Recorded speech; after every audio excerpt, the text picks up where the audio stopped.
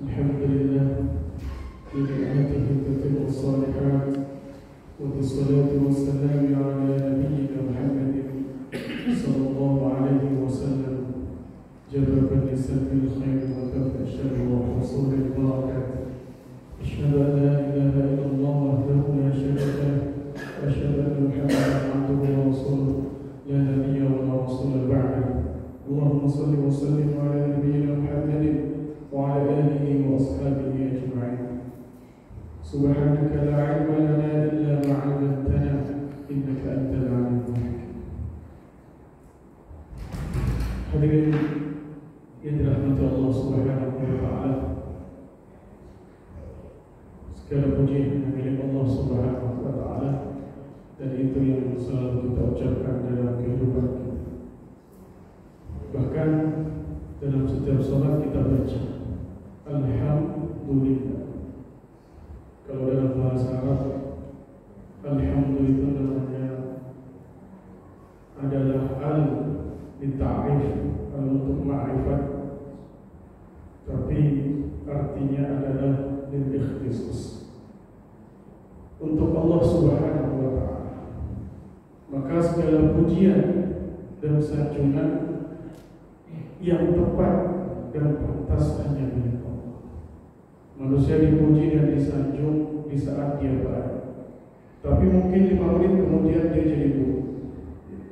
Kita tidak memiliki kadar keistiqomahan. Istiqomah itu sulit. Maka ada seorang ulama mengatakan, pada suatu saat mungkin doa kita dikabulkan, tapi pada saat lain doa kita kadang tidak dikabulkan.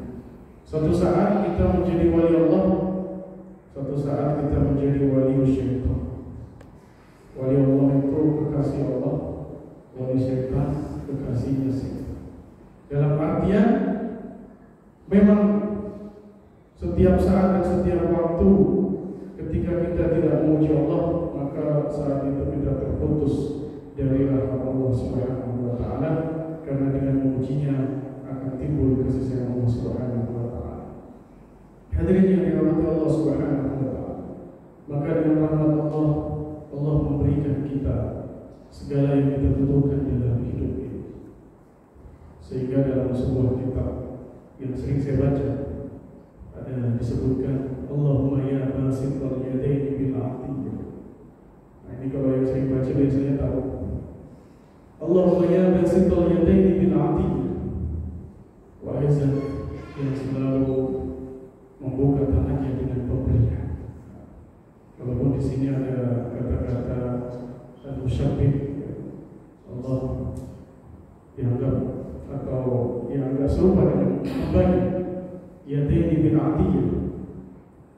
Tapi kita ikut madhab atau madhab tafwid saja. Kita serahkan kepada Allah Subhanahu wa taala, bahwa Allah Subhanahu wa taala intinya adalah basitul yadaini bil atiyah ay kasratul ata, karena terlalu banyaknya Allah memberi kepada kita. Maka segala yang kita miliki adalah pemberian dari Allah, hakikatnya begitu. Secara sebab mungkin dari berbagai macam arah, tapi intinya adalah dari Allah. Sehingga dalam sebuah hadis sahih disebutkan, Allahumma la mani'a lima a'taita. Ya Allah, tidak ada yang bisa menghalangi apa yang telah Engkau beri. Jadi kita harus wajib yakin bahwa rezeki itu adalah dari Allah. Yang memberikan kita rezeki adalah dari Allah. Yang memberikan hidup kita mudah Allah. Maka jangan melihat dari makhluk rezeki itu mudah dan susah. Naiknya BBM bukan menjadikan rezeki kita berkurang, atau turunnya BBM belum berarti rezeki kita akan bertambah. Karena memang kata Sayyidina Ali, mahma kana Allah razikuna, seandainya hanya Allah Subhanahu wa taala sebagai pemberi rezeki kita, atau selagi Allah masih memberikan rezeki kepada kita, la asara li ghayati syi'ri wa rakhisi, tidak ada pengaruhnya mau tinggi dan murahnya harga. Karena yang memberikan rezeki adalah Allah Subhanahu wa Ta'ala.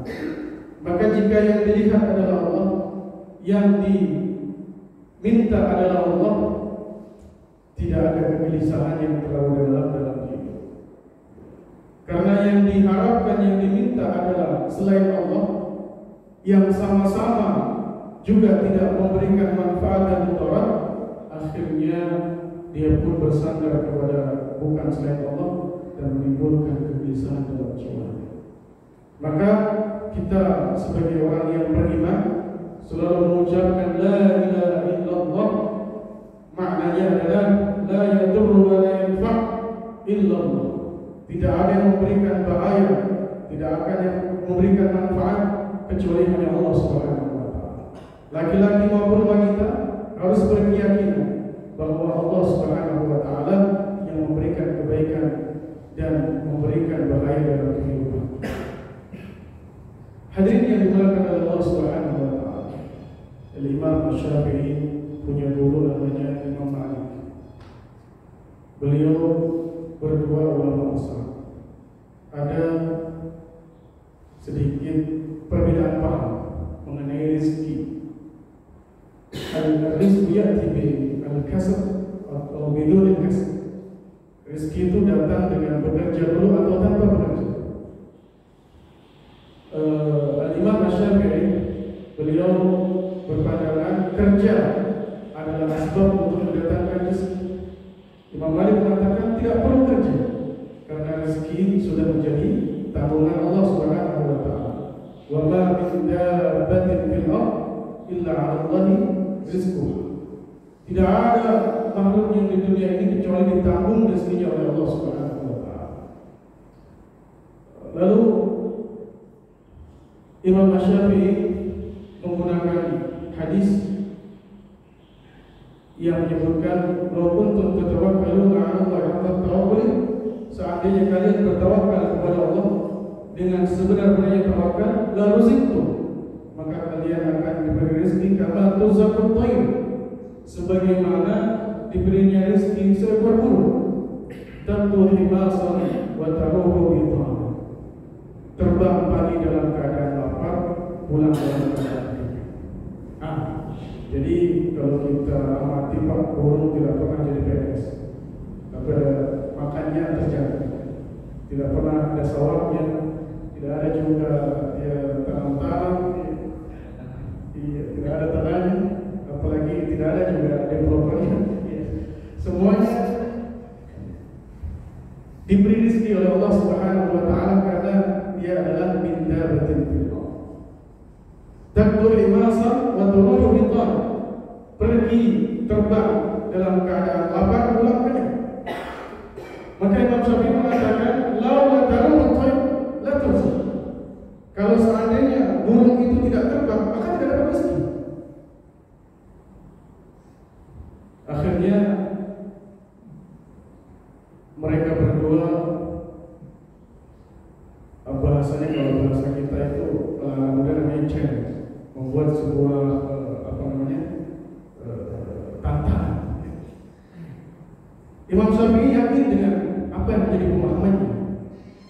Imam Malik juga yakin yang menjadi pemahamannya bahwa rezeki datang tanpa harus bekerja.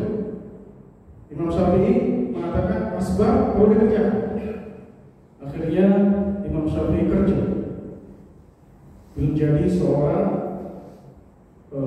pengangkut atau pemetik buah apel. Maka setelah kerja seharian mendapatkan upah apel dan buah, kemudian diberikan kepada gurunya Imam Malik. Akhirnya Imam Syafi'i mengatakan, ya Syekh, wahai guruku, sekarang saya sudah bekerja dan buktinya Allah kasih rezeki, ada buah. Imam Malik ketawa, saya dari tadi tidak kemana-mana, tapi rezekinya datang sendiri di depan saya. Imam Malik, ya ini dua-dua ulama besar. Memang yang namanya rezeki kana bil asbab atau bidun asbab. Ada kalanya dengan sebab atau bidun sebab. Sehingga ya ayyuhalladzina amanu taqullaha, wahai orang yang beriman, bertakwalah kepada Allah, atau yattaqillah yaj'al lahu makhraja wa yarzuqhu min haitsu la yahtasib. Itu adalah tafsir Jalalain disebut la yahtasib, tidak disangka-sangka, tidak dikira-kira rezekinya akan datang. Salahnya apa? Takwa. Ini maka takwa termasuk salah satu pekerjaan. Jadi sifat tapi bernilai pekerjaan. Orang yang bertakwa kepada Allah Subhanahu wa taala itu sama dengan orang yang sedang bekerja. Kalau menurut versinya Imam Malik. Karena orang yang bertakwa dijamin rezekinya oleh Allah dari jalan yang tidak disangka-sangka. Kadang kalau kita sedang keluar dengan karunia Allah, kadang diberikan suatu pemberian dari orang-orang yang melihat kita, atau bahkan mereka ingin bersedekah. Jadi sama sekali kita jamaah ini tidak minta sumbangan, tidak minta untuk diberi, tapi karena ada orang yang memberi, yang ingin mengambil berkah, kita sama-sama berharap mendapatkan pahala dari Allah Subhanahu wa taala. Maka kata Imam Hasan Al-Basri, yang terbaik itu yang memberi apa yang diberi. Maka ini secara umum orang yang memberi lebih baik. Yadul ulya khairan min yadi sufla. Tangan yang di atas lebih baik daripada tangan yang di bawah. Makanya kalau kiai saya kalau diberi santrinya itu tidak mau begini. Jadi disuruh kasih diambil sama beliau. Jadi dikasih diambil sama beliau dari atas. Jadi bukan dikasih tapi diambil sama beliau. Jadi yadul ulya khairan min yadi sufla itu umum hadis. Tapi kita melihat bagaimana para sahabat radhiyallahu anhum memberikan kepada Rasulullah SAW, memberikan hadiah. Rasulullah tidak boleh memberikan sedekah. Maka mereka sebenarnya bukan karena Rasulullah butuh, tapi karena ingin mendapatkan berkah. Maka kadang pemberian itu atau orang yang diberi ketika memiliki manzil, memiliki maqam seperti para ulama, para kiai, kita harapkan berkah, maka dengan memberi yang sebenarnya yang mulia adalah yang menerima pemberian kita. Kalau kita bersama dengan para ulama, kemudian kita diterima itu kesulitan. Seandainya ada Rasulullah, kemudian kita beri, lalu tidak diterima, bagaimana perasaan? Jadi yang butuh untuk diterima adalah kita.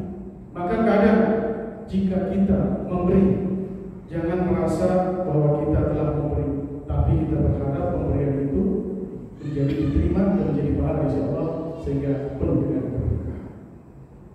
Oleh karena itu Imam Ghazali mengajarkan kepada kita supaya harta kita ini berkah, kita jadikan sebagai sisa dari sedekah.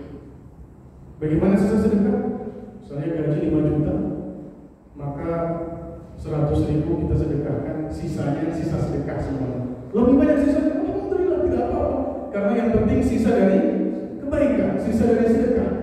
Jadi akhirnya apa? Yang tersisa adalah kebaikan, yang tersisa adalah yang berkah. Hadirin yang dirahmati Allah Subhanahu wa taala.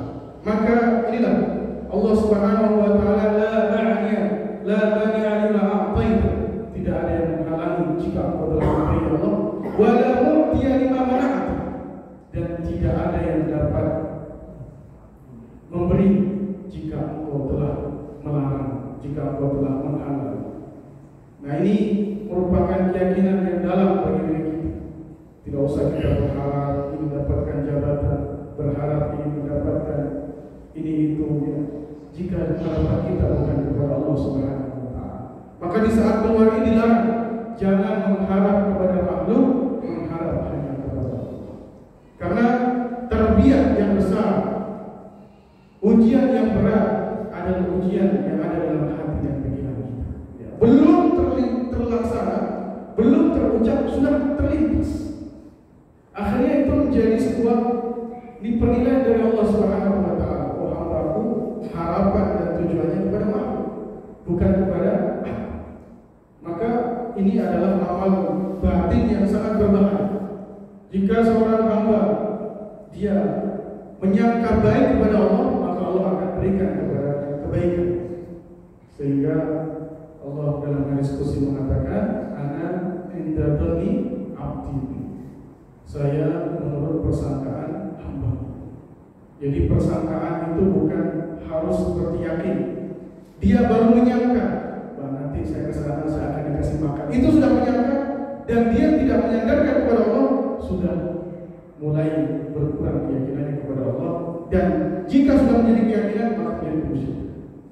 Jadi kita menyangka saja ini sudah bisa menjadi penilaian Allah.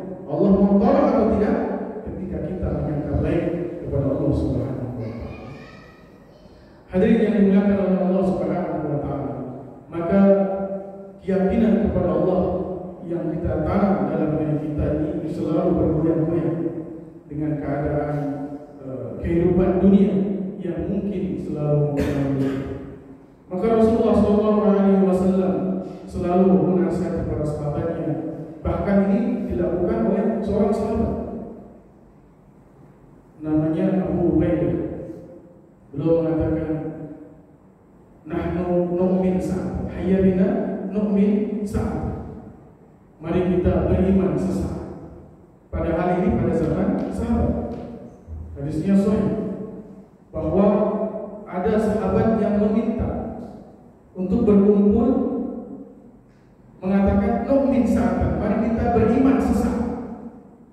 Tidak ada umat yang imannya lebih kuat, umat akhir zaman, daripada imannya sahabat. Ya, kita sekuat-kuat iman tidak akan mungkin mengalahkan iman sahabat. Kenapa iman sahabat kuat? Karena ternyata secara umum mereka memiliki ujian yang ekstrim. Ujian sahabat tidak ada yang mudah.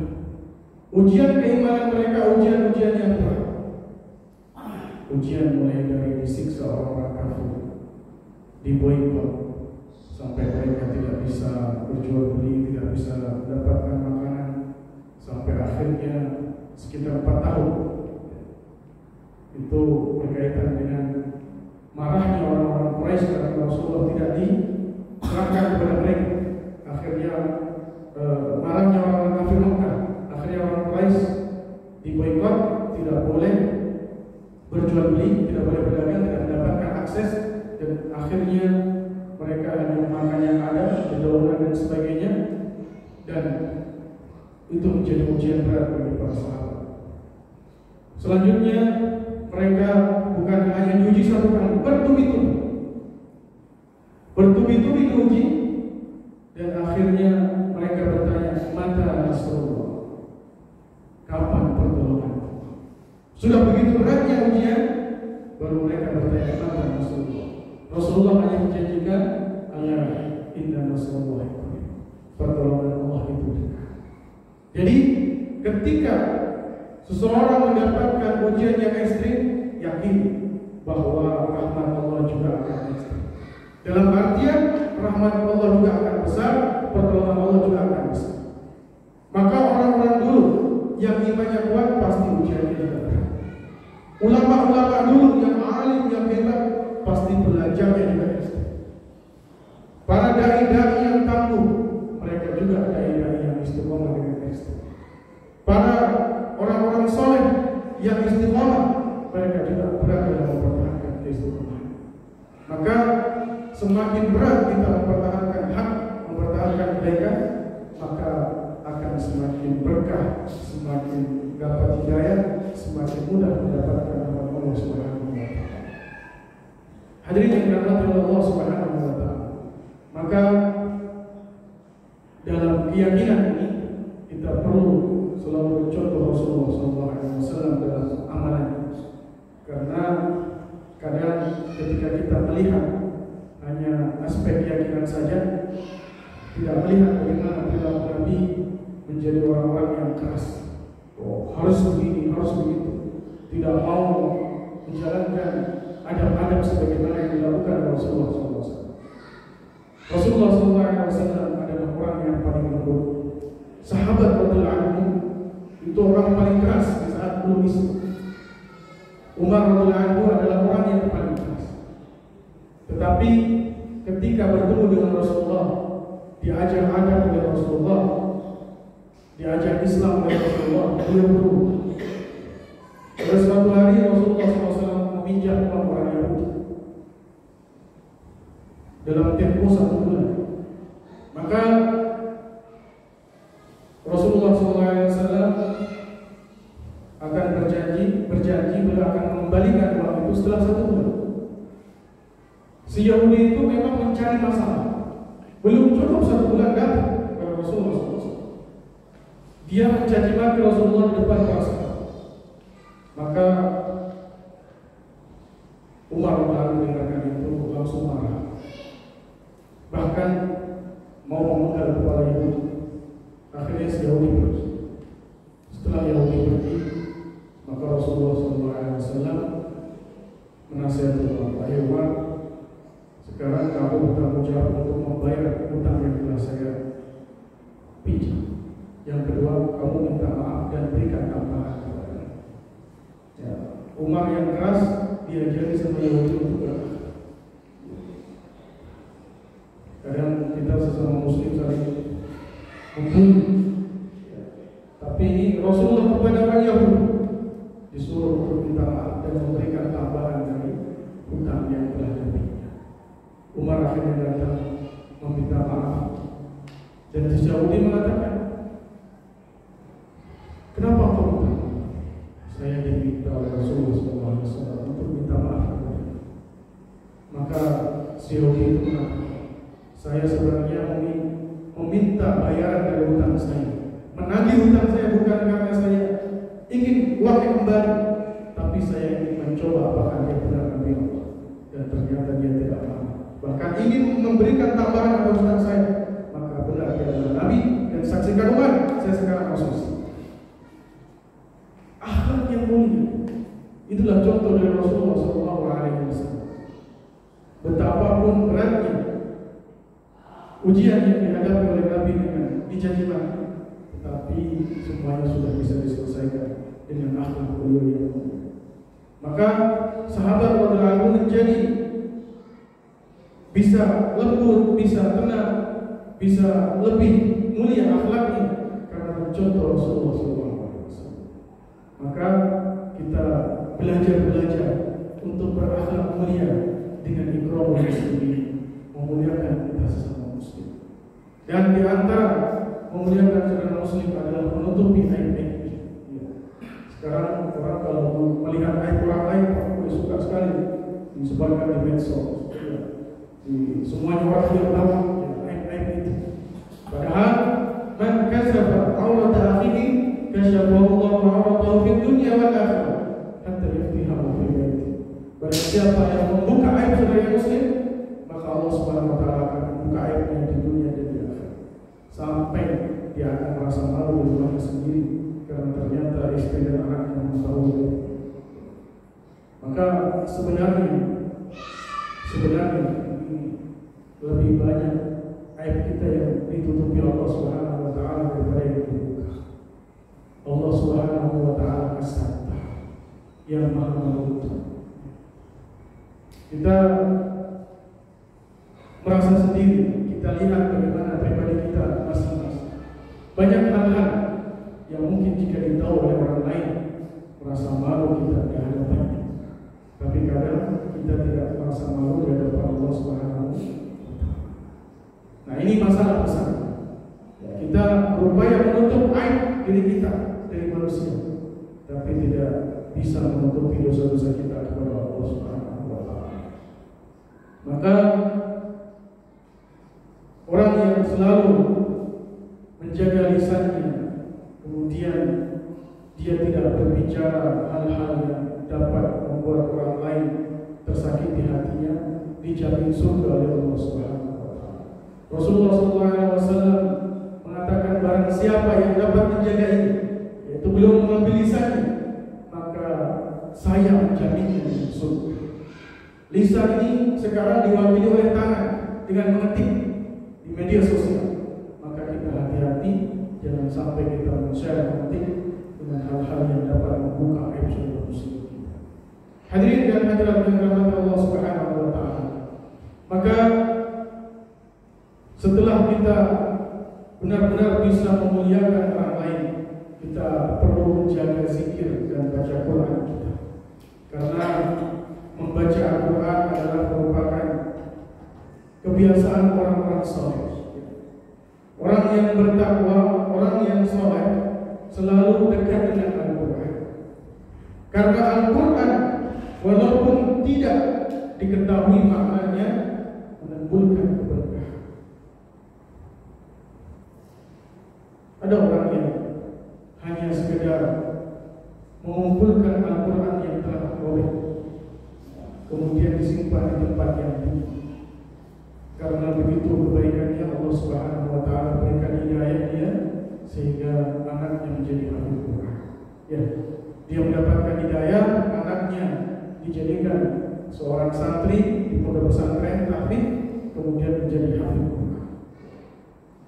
Dan ketika anaknya menjadi ahli Quran, maka yashfa'u fi asratin min ahli, dapat memberikan syafaat kepada 10 orang ahli keluarga. Ya. Akhirnya Al-Quran menjadi syafi'un lahu, menjadi pensyafaat baginya. Hadirin yang saya muliakan, kadang ketika kita sehari-hari kita hanya mewujudkan amalan wajib, maka amalan-amalan yang lain berkurang.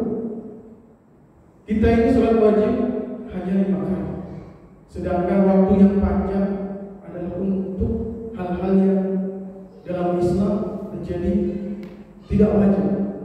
Ya, saat kita bekerja, maka saat itu kita masih punya kesempatan untuk zikir, membaca surah Al-Quran.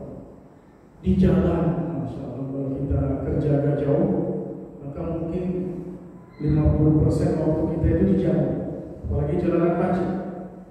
Bahkan saya pribadi itu kalau di jalan, di saat itu kesempatan untuk merujuk hafal.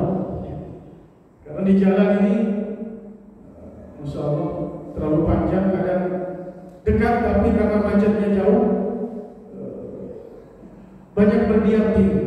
Maka kita kalau tidak menggunakan dengan zikir, tidak membaca Quran, walaupun tetap harus konsentrasi jangan sampai kita bertabrakan, itu akan lebih berfaedah.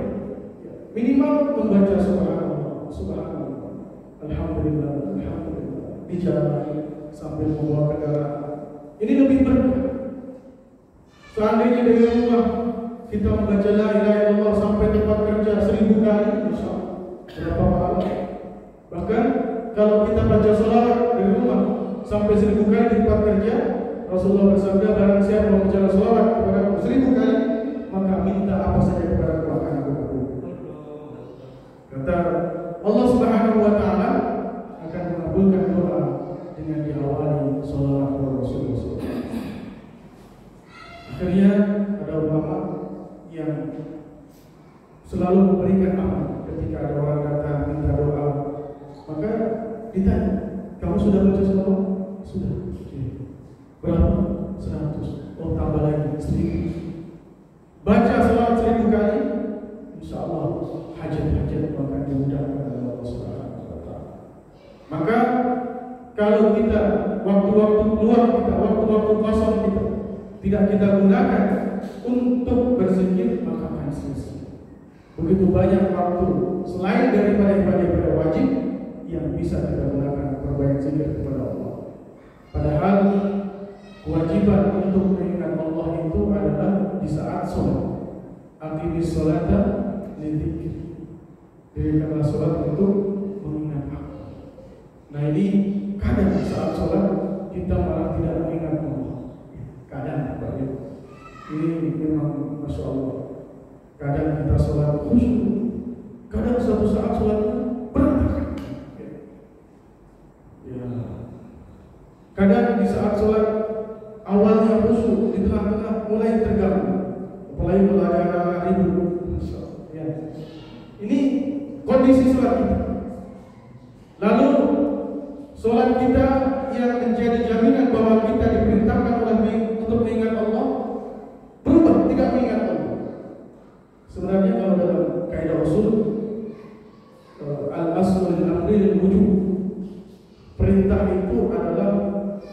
merupakan perintah wajib. Kalau dalam Al-Quran, dalam hadis ada sebuah perintah, maka maknanya adalah wajib.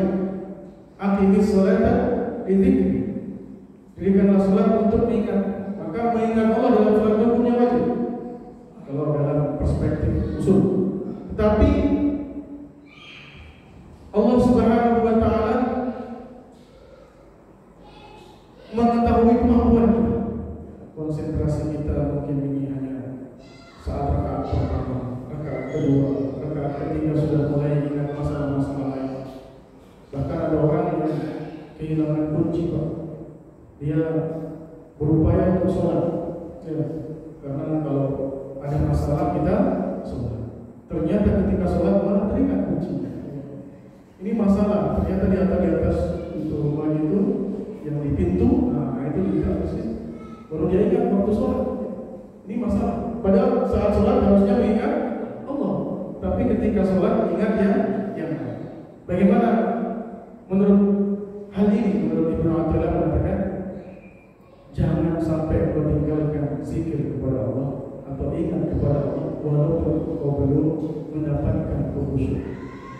Karena dengan zikirmu kepada Allah akan muncul khusyuk. Semakin kita banyak zikir, semakin kita banyak sholat, maka nanti akan muncul khusyuk.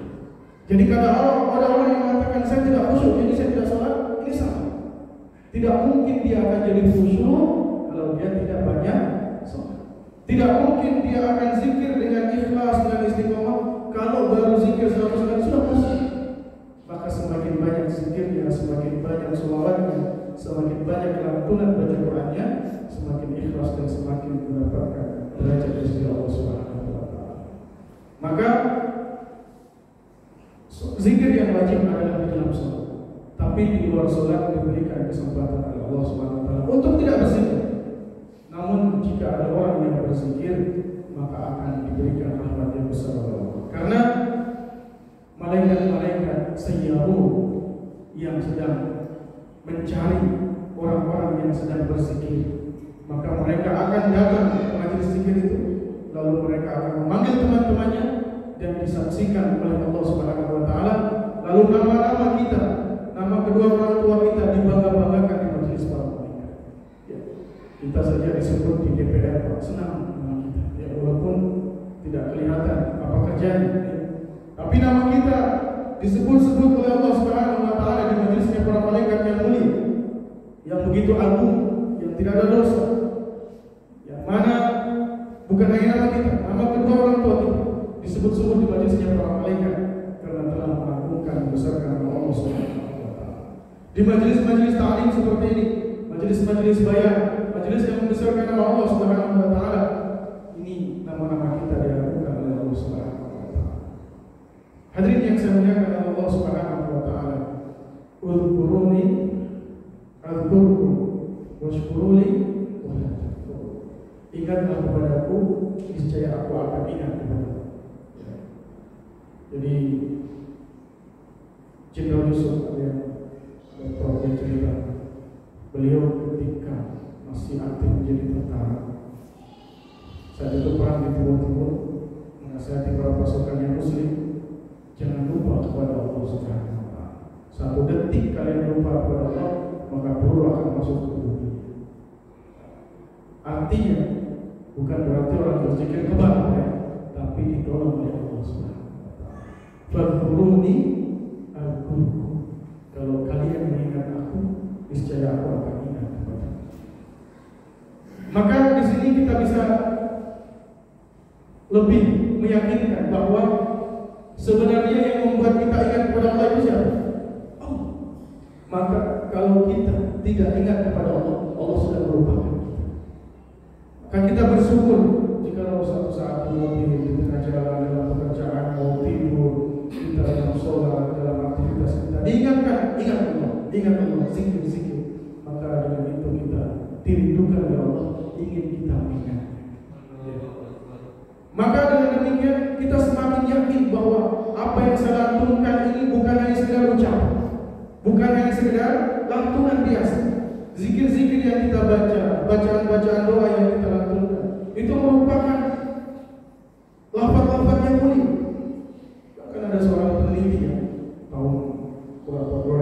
atau 2008 yang meneliti air yang menjadi pesan tercepat ketika dibacakan doa. Ya. Air itu ketika dibacakan doa maka diteliti molekulnya berbeda. Ternyata ketika sebelum dibacakan doa dan setelah dibacakan doa berbeda molekulnya. Ketika dibacakan doa molekulnya semakin bagus, semakin indah. Dan molekul yang paling indah adalah yang ada dalam air Zam-Zam. Dan ternyata air Zam-Zam air yang paling baik dan paling berkah. Maka dengan dibacakan doa ini, air ini akan menyimpan pesan dan akan membawa kepada orang yang minum. Jadi juga dicoba dengan ucapan buruk, ya, dengan kata-kata kasar, dengan kata-kata dusta, dengan ucapan ini langsung hancur menurut penelitian seorang yang Jepang dan akhirnya beliau masuk Islam. Ya. Jadi kata-kata bukan hal yang biasa, apalagi yang masuk dari Al-Quran dan Sunnah, apalagi zikir-zikir kepada Allah. Bahkan saya juga mengajar di sekolah Al-Quran. Siswa kita melakukan penelitian menanam pohon yang satu pohon dibacakan Al-Quran, yang satu pohon tidak dibacakan Al-Quran. Terbukti yang dibacakan Al-Quran lebih subur, tumbuh daunnya dengan baik dan baik subur. Sedangkan yang tidak dibacakan Al-Quran mengering, mati. Jadi ini ya riset kecil-kecilan, tapi setidaknya menjadi bukti bahwa Al-Quran yang kita baca, doa-doa dari Nabi dan ulama dan orang tua kita, zikir-zikir yang kita ucapkan, bukan hanya sekedar menguap lidah, tapi ada pengaruh dalam jiwa dan kehidupan kita. Maka jangan sia-siakan kesempatan kita, jangan sia-siakan waktu kita, kecuali selalu berzikir lisan, atau kalau kita dalam keadaan berhadas atau dalam keadaan zikir di dalam hati. Sehingga waktu kita semuanya bernilai ibadah karena bernilai zikir kepada Allah Subhanahu wa taala. Fadhkuruni adhkurkum. Dimanapun kita berada, kalau zikir kepada Allah maka akan diingat oleh Allah Subhanahu wa taala. Nabi Yunus berzikir kepada Allah di dalam perut ikan. Kalau seandainya dia tidak berzikir kepada Allah, lala bisa bibatni hatta yaumil dia akan tinggal di dalam perut ikan sampai hari kiamat. Ya. Kalau dia tidak berzikir, maka kita bersyukur oleh Allah Subhanahu wa taala diberi amalan yang ringan tapi pahala yang besar, dan akhirnya bisa membuat kita semakin dekat dengan Allah Subhanahu wa taala. Dan yang paling penting adalah bisa menjalankan dengan istiqomah. Nah, bagaimana dengan istiqomah? Yaitu dengan latihan keluar dari Allah Subhanahu wa taala. Kita saat keluar ini maka belajar meningkatkan iman, meningkatkan akhlak, meningkatkan ibadah, meningkatkan zikir kepada Allah, dan berupaya untuk menjalankan itu dengan penuh istiqomah. Dan akhirnya kita berharap semoga Allah Subhanahu wa taala memberikan hidayah kepada kita semuanya dan kita dengan amalan sampaikan insyaallah. Demikian yang dapat saya sampaikan, yang benar dari Allah Subhanahu wa taala dan yang salah dari saya. Subhanallah wa bihamdihi, mohon maaf atas segala kekurangan. Assalamualaikum